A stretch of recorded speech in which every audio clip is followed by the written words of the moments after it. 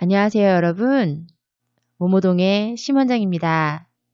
요양보호사 시험 합격 강의 잘 따라오고 계시죠? 오늘은 기존의 굿나잇 수업과 이어서 2019년 11월 2일 제29회 요양보호사 국가고시를 준비하는 그런 시간을 만들어 보았어요. 제 수업 리얼 숙면학습 굿나잇 수업 1번과 2번에 연속성상이 있는 수업이라고 인식하시면 되겠습니다. 자, 그러면 오늘은 여러분들이 하셔야 될 파트가 요양보호 관련 기초지식 파트입니다. 주무시면서 한번 잘 들어주시기 바랍니다. 자, 그럼 지금부터 눈을 감고 마음을 편안하게 두시고 한번 요양보호 기초지식을 암기해 보도록 해요. 자, 노인성 질환의 특성에 대해서 알려드렸었습니다. 노인성 질환은요, 복합적으로 발생해요. 단독으로 발생하는 경우가 드물어요. 노화 과정과 이 정상적인 노화 과정과 구분하기가 사실상 쉽지는 않습니다. 증상이 거의 없죠. 원인이 불명확한 만성 퇴행성 질병이 대부분입니다. 어르신들은 이 질병에 대한 경과가 굉장히 길고 재발이 빈번하며 합병증이 생기기 쉽습니다. 약물에 대한 반응이 민감합니다. 관절 경축과 욕창이 굉장히 잘 발생한다는 것도 함께 기억하시기 바랍니다. 노화 중 소화기계의 주요 변화를 한번 볼 건데요. 소화기계는 입부터 항문, 소화기계 질환에는 위염, 위궤양, 위암, 대장암, 설사, 변비 등이 소화기계 질환으로 들어가게 됩니다. 노화에 따른 특성으로는 맛을 느끼는 미뢰, 이게 세포수죠. 미뢰가 줄고 후각 기능이 떨어져서 결론적으로 미각이 둔화됩니다. 그래서 짠맛과 단맛이 둔해지죠. 그리고 저작장애, 소화능력 저하, 지방의 흡수력 감소 등이 있습니다. 어르신들의 소화기계 주요 질환은요, 위염, 위궤양, 위암, 대장암, 설사, 변비 등이 있는데 위염 같은 경우는 부패한 음식을 섭취하거나 자극적인 음식을 섭취했을 때 혹은 저작장애가 있을 때 발생합니다. 증상은요, 트림, 구토, 명치의 통증, 상복부의 팽만감 등이 있습니다. 금식을 할 경우 된죽을 드시고 유동식 같은 것 등을 섭취하시면 하루 정도 후에 괜찮아지기도 합니다. 과식이나 과음, 자극적인 음식이나 너무 짜거나 찬 음식은 피하시는 게 좋습니다. 금식할 경우는요, 탈수 예방을 위해 물을 자주 마십니다. 배가 고프기 시작할 때 명치 부위의 통증과 식사 후 위가 무겁거나 부푼다는 느낌이 있거나 트림 혹은 구토 등의 증상이 나타난다면요, 이러한 질환은 위험일 가능성이 높습니다. 위궤양, 그 다음 질환인데요. 위궤양 같은 경우는 근육층까지 손상된 위장병입니다. 그래서 이 위궤양 같은 경우는 위출혈, 위천공, 위협착, 새벽 한두 시쯤에 발생하는 상복부의 불편함 등이 있습니다. 스트레스나 담배, 알코올, 커피, 약물이나 위산에 의한 위점막 손상 등이 관련 요인으로 꼽힐 수 있습니다. 자, 대장암 같은 경우는요, 대장 용종의 과거력이 있다거나 혹은 대장암의 가족력 등등 혹은 저섬유소, 저잔여식이의 섭취 등으로 인해서 요인으로 발생할 수가 있습니다. 증상은 장 습관의 변화와 장 폐색, 혈변, 직장 출혈, 점액 분비, 체중 감소 등이 있습니다. 식이요법으로는요, 통곡물, 생채소, 생과일을 많이 섭취하면 좋고요. 하루에 6잔에서 8잔 정도 생수를 마시고 금연과 절주를 하고 적당량의 운동을 하는 것이 좋습니다. 최근 식생활 문화가 굉장히 서구화로 바뀌면서요. 이 대장암의 발생률과 사망률이 현저히 증가하고 있습니다. 장폐색, 설사, 변비, 혈변, 직장 출혈 등 증상이 있는 암은 대장암일 가능성이 높습니다. 자, 설사 같은 경우에는요, 어르신들이 이 1회에서 혹은 수십 회에 수분이 많은 상태의 변이 배출될 때 우리는 설사라고 이야기를 하고요. 설사와 관련된 요인은 장염이라든지 스트레스, 식중독 등 다양합니다. 이때 약물을 복용하고 심신을 안정하게 하고 몸을 따뜻하게 하는 것이 예방의 방법이 될 수 있겠습니다. 자, 그 다음 변비인데요. 변비는 일주일에 2, 3회 이하 힘든 배변을 하시거나 딱딱한 변을 볼 때 우리는 변비라고 합니다. 저잔여식이, 그리고 복부의 힘 약화, 식사량의 감소, 도정한 곡식, 수분 및 고섬유질 섭취의 감소, 이런 것들이 관련 요인으로 꼽힐 수 있습니다. 요양보호사는요, 이 모든 질환과 관련해서요, 먼저 질병명을 예측해서 말하시면 안 됩니다. 그리고 관장을 혹시 어르신들이 해달라고 했을 때 우리가 관장을 하시면 안 돼요. 관장은 간호사 등 의료인과 상의하실 수 있도록 하셔야 됩니다. 그 다음 호흡기계 보실 건데요. 호흡기계도 시험에 굉장히 많이 나왔어요. 호흡기계의 폐포의 탄력성과 폐활량의 감소로 숨이 차고 기침 반사가 저하되고 섬모운동의 저하로 미세물질들을 걸러내지 못했을 때 기관지 내의 분비물의 증가, 객담 같은 거죠. 분비물의 증가로 호흡기계 감염이 발생했을 때 나타납니다. 자, 주요 질환으로는 독감, 기관지염, 폐렴, 천식, 폐결핵 등이 있습니다. 먼저 독감 같은 경우에는 인플루엔자 바이러스, 호흡기 감염으로 인해서 발열, 두통, 인후통, 근육통 등이 오게 됩니다. 만성 기관지염 같은 경우는 이른 아침에 가래를 동반한 기침을 하신다거나 호흡곤란, 가래, 체중 감소 등의 증상을 보이시며 이 만성 기관지염 환자는요, 지나치게 뜨겁거나 차가운 음식, 자극적인 음식은 피하셔야 됩니다. 또 폐렴 같은 경우는요, 두통, 근육통, 고열, 기침 등의 증상을 보이고요. 이 폐렴은 산소 공급, 체위 변경, 기침 및 호흡기, 환기, 적절한 습도 및 온도 유지, 환절기 이전에 폐렴구근 예방 접종을 해주시면 치료와 예방이 됩니다. 천식 같은 경우는요, 기도의 만성 염증성 질환으로요, 여러 가지 자극에 의해 기도가 과민한 반응을 보여 기관지의 부종과 기도의 협착으로 호흡곤란이 있는 상태를 이야기해요. 이 천식 같은 경우는 감기, 비염, 스트레스, 꽃가루, 진드기, 동물 털, 자극적인 냄새, 차고 건조한 공기 등으로 발생할 수가 있고요. 이 증상으로는 숨을 내쉴 때 쌕쌕 거리는 호흡음, 기침, 가래, 호흡곤란, 기도경련, 알레르기 비염 등이 증상을 보일 수 있습니다. 천식의 환자의 침구류는 뜨거운 물로 세탁하고요.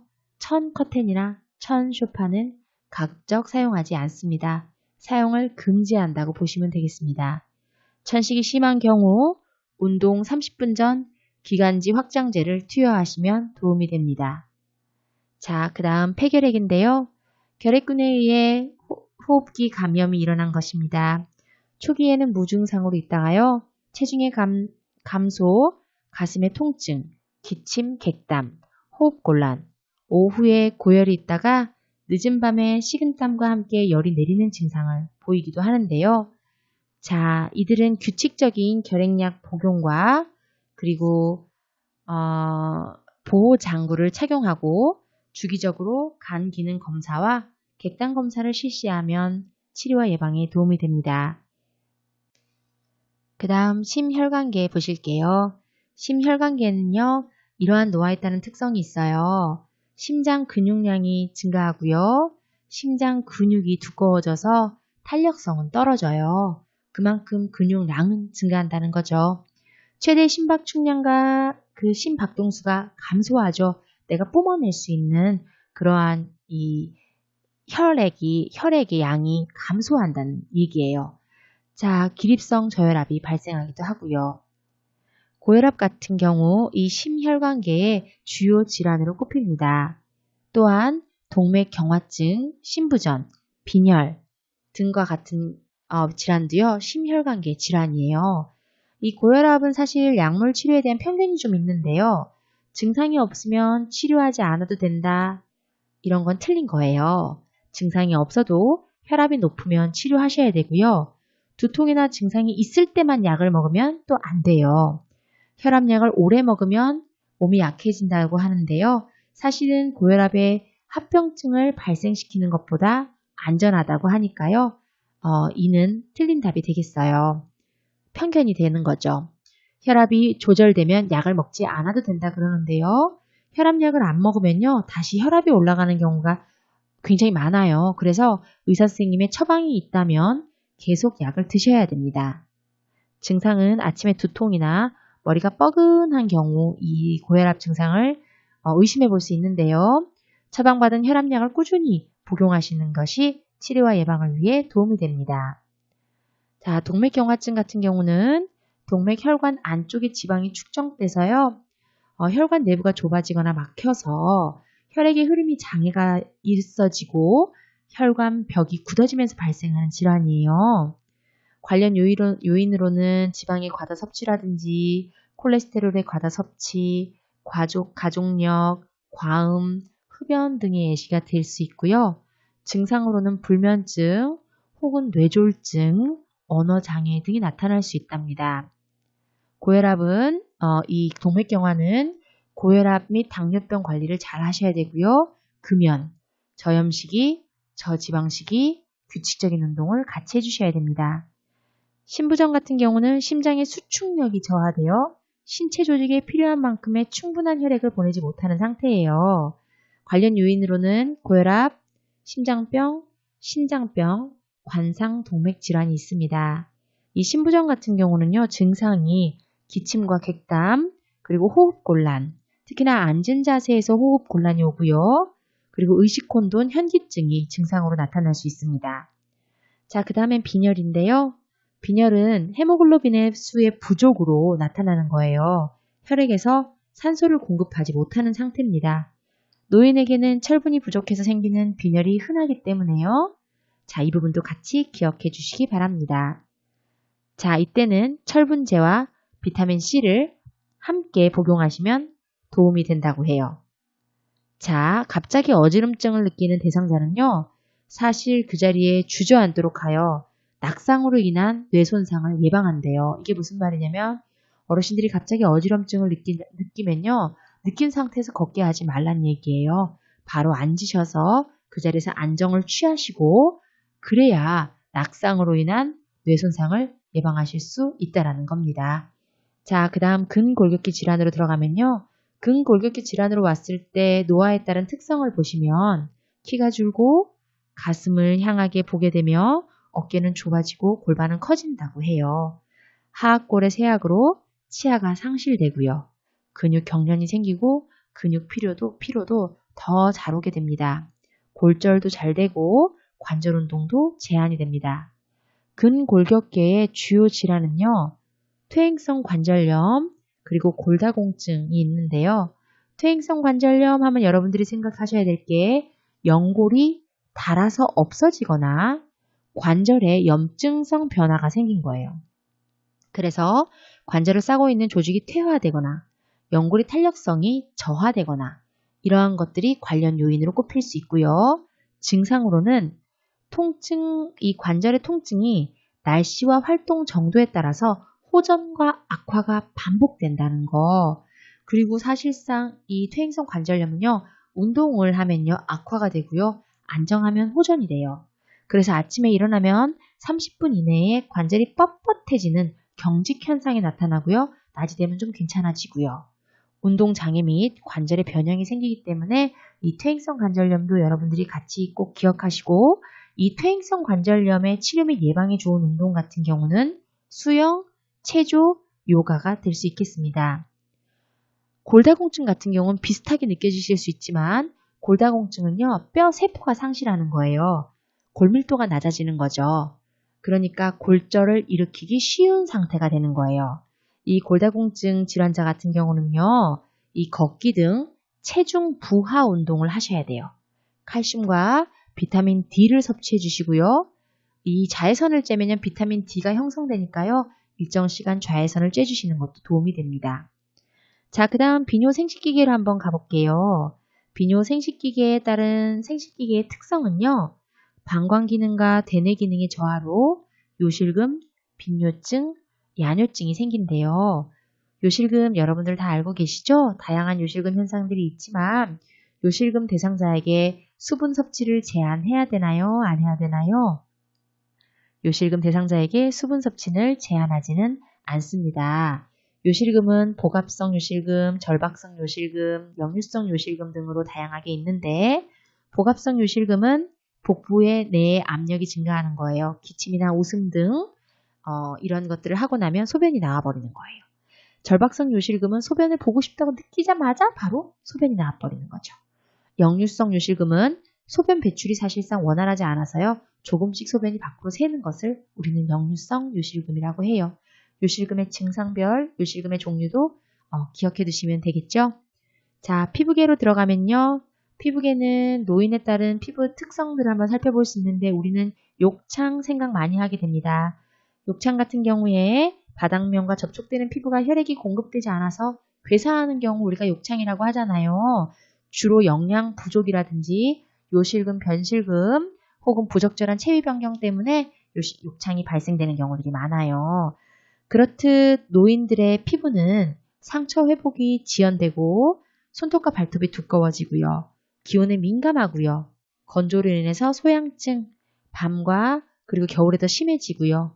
머리카락과 수염털은 줄고 입가나 뺨가 등의 얼굴의 털은 증가하게 됩니다. 자, 욕창 환자들은요, 침대에서 2시간마다 체위 변경해 주시고요. 무릎 사이 베개를 끼워서 마찰을 방지하고요. 천골 부위에 도넛 모양의 베개를 사용하면 안 돼요. 우리가 천골 부위에 왠지 도넛 모양의 베개를 사용해서 띄워줘야 될 것 같잖아요. 오히려 압박받는 부위에 순환을 저해야 하기 때문에요, 천골 부위에 도넛 모양의 베개를 사용하시면 안 됩니다. 자, 감각기계로 한번 넘어가 보도록 할게요. 감각기계는 시각, 청각, 미각인데요. 이 중에서 사실상 시각이 좀 중요해요. 시각 같은 경우에는 지방의 눈 각막 주변에 누르스름한 지방 칩천물이 생기고요. 황화 현상으로 보라색, 남색, 파란색 구분이 점점 어려워져요. 예, 주요 질환으로는 녹내장, 백내장 등이 있는데요. 녹내장 같은 경우는 안압의 상승으로 시신경이 손상되는 거고, 백내장 같은 경우는 수정체가 혼탁해져서 시력장애가 발생하는 질환이에요. 자, 녹내장 같은 경우는 좁은 시야, 이물감, 어두움에 적응 장애, 뿌옇게 혼탁한 각막, 안구 통증, 실명 등의 증상이 있어요. 이런 분들 같은 경우는요, 어두운 곳에서 책을 보거나 일하지 않고 과로를 피하고 규칙적인 생활을 하는 게 좋겠죠. 백내장 환자들 같은 경우는 동공의 백색 혼탁, 불빛 주위의 무지개, 불빛의 눈부심, 통증이 없이 점차 흐려지는 시력 감소가 있을 수 있습니다. 자, 그 다음에 내분비계의 당뇨가 좀 중요한데요.